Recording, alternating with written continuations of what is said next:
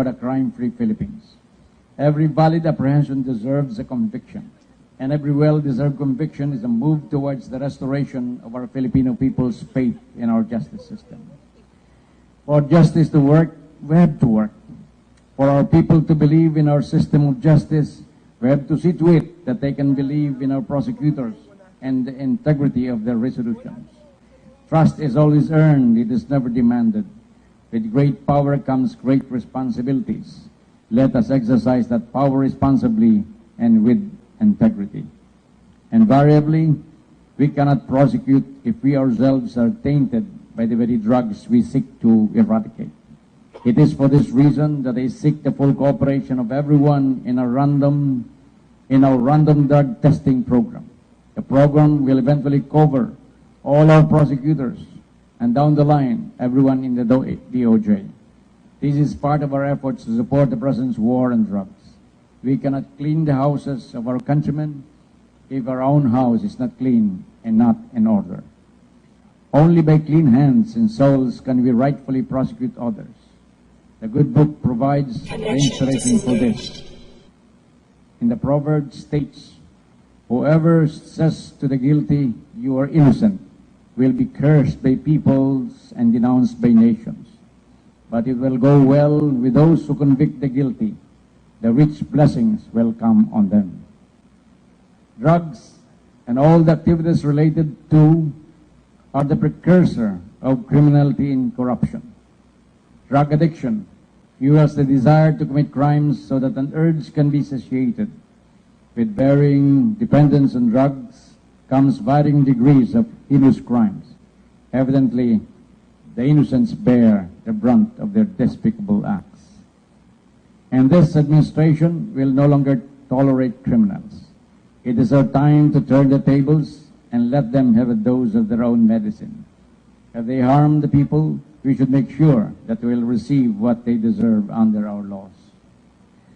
On end corruption, criminal elements will never stop and will continue to sow the seeds of their destructive deeds for as long as there are corrupt elements in our prosecution service who sell resolutions and now prosecute themselves on the altar of greed and avarice.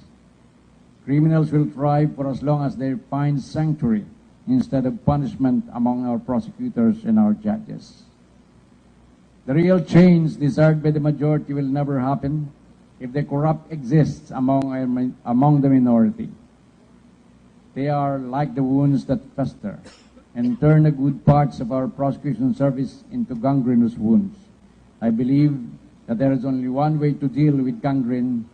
You cut it off. You cut it off so that it will not affect the rest of the body. If there is anyone among you who still follow the misguided path that leads to eternal perdition, please stop it. Please stop it. If despite this warning you will continue with your corrupt ways, then we'll go after you. The full resources of the DOJ will be upon you, and you will not like it. 3 months ago, when I assumed the stewardships of the department, I offered to all the hand of friendship. I told you not to walk behind me or in front of me. I said, walk beside me and let us take care of the DOJ until the end of my days here. Today, I offer the hands of friendship again. Walk with me, work with me as your secretary. There is only one DOJ. Let us love it. We are going to exact earnest efforts to address all the concerns. We will listen to you. It is my fondest wish that I can leave the DOJ and all of you in a better place than we found it when I assumed office last June 30, 2016. And now for the awaited good news that comes with every anniversary speech.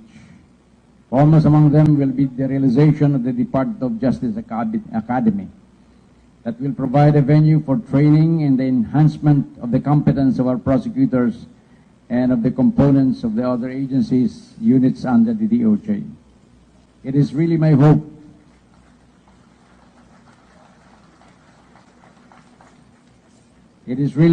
and my fervent wish that this DOJ Academy will be established and be up and running during my stint at the DOJ. We'll be also looking for the possibility of eventually having our own prosecutor-centered mandatory continuing legal education, or MCLE.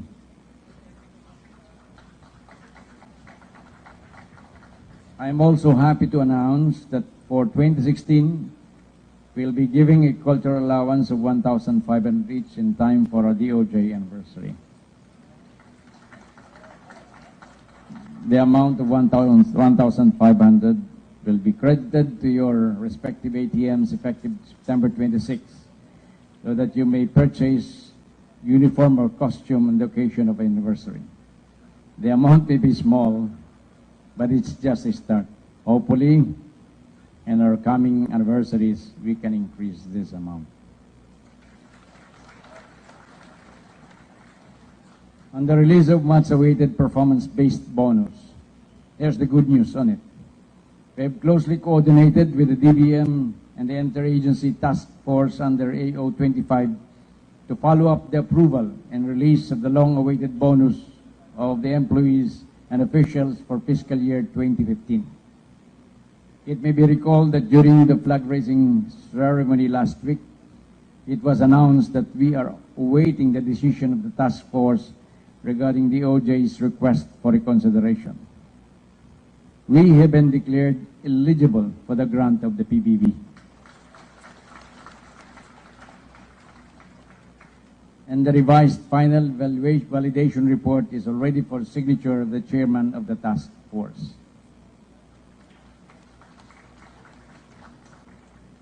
You have my assurance that we will closely monitor this request, that the PBB be released the soonest possible time.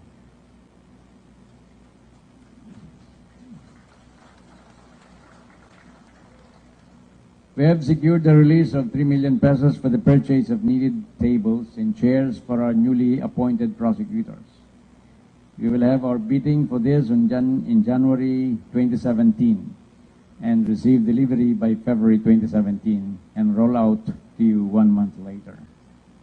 To the diligent ones and the early birds among you, as far as the MCLE is concerned, the MCLE fee for this year and the maximum amount of 5,500 will be reimbursed.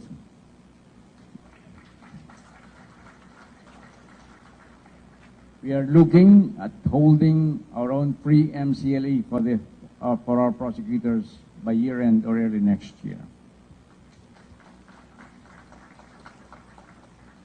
Currently, we are conducting a comprehensive review and appraisal of all our systems, processes, and procedures to streamline our service, simplify our operations, and thereby cut on costs and ensure proper utilization of our resources, either financial, manpower, or managerial talent and capability.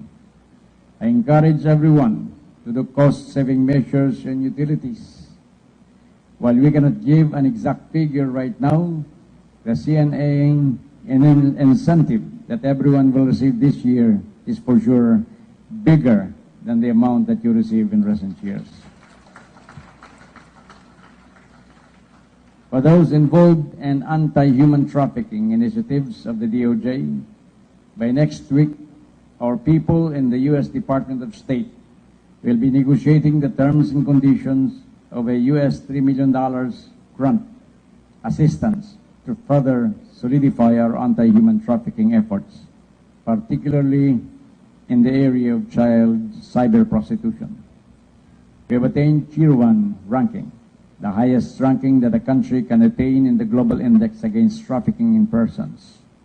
We are first in Southeast Asia, so much so that the Malaysian prosecutors wanted to learn what they can from us because they are in Tier 2 and are in danger of going down to Tier 3. We are now in Tier 1.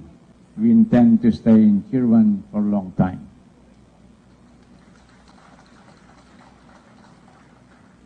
We are also glad to announce that we are further exploring the offer of GoJust project under the auspices of the European Union to fund the hiring of law students and law graduates to assist prosecutors nationwide in the drafting and needed research in the speedy disposition of resolutions. This is very much like the drafters hired for the courts via the fund grant from a foreign donor agency. Hopefully, we can firm up this project and by next year, pilot test it in selected offices. By next year or earlier, God willing, we hope to amend our prosecution manual soon and conduct training on it once copies are published and distributed. For next year, you can expect more opportunities for capability enhancement via additional training for the prosecutors and support staff because of increased funding. In addition, we will democratize training opportunities to make it more inclusive for all. Also for next year, a milestone bonus is in the offing as we celebrate our DOJ 120th founding anniversary. Kaya pag may balak tayong umalis sa DOJ, huwag na kayong umalis. Magandang balita ito para sa milestone bonus. We have also secured funding for nationwide internet connectivity. You have my word that while we are at war, while we may go to war, we will not go to war unprepared and ill-equipped. We just ask for our patience as we put our house in order. In closing, allow me to say that I stand with our President to be on the right side, despite the difficulty and despite the risk. I will stand by the side of justice. So as he has waged war against these ills of society, I too shall wage